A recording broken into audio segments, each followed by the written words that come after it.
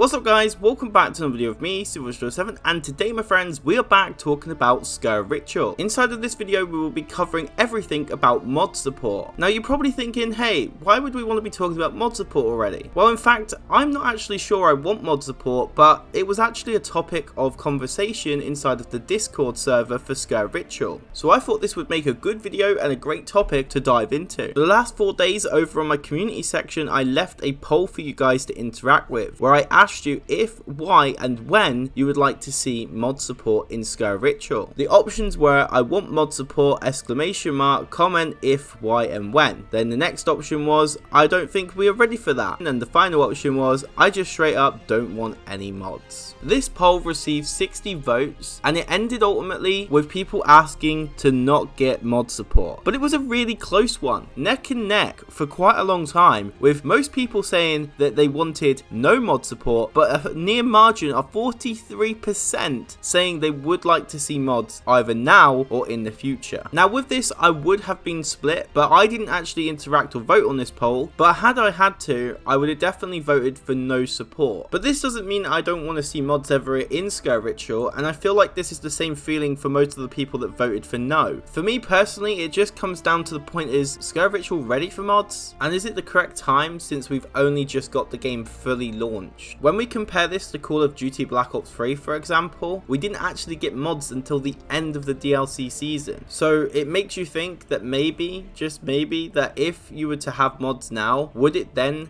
devalue any of the content that we receive from Rails Interactive going forward? Could it raise the bar way too high that they wouldn't be able to recover on their own base game? And would it then need to be shifted to such a dramatic change in order to get people to be as invested as they would for a modern community? As of right now, we don't know how this would work with PlayStation or Xbox, because I'm not sure that a lot of these services allow for modifications to the game, especially as big as maps. So just like COD, we'll probably get integration into the Steam Workshop and it will be a PC feature. So on side of that community page, I also said that I would be reading out comments and interacting with your views. So let's do this. Our first comment comes from Jonny Sevenfold47X, who says, I think this game needs to live and breathe through at least its DLC lifecycle as a base game, so the devs have the opportunity to showcase what they could bring to the game first. Once all maps have been released for a while and the content starts to dry up, modders could add a plethora of content like gun game, maybe even modded perks. I think it would be great, but not now. And I've got to say, Jonny Sevenfold47X, I totally agree with this. I think that this is one of the problems, that if mod support was to come too early, people wouldn't get invested in the storyline,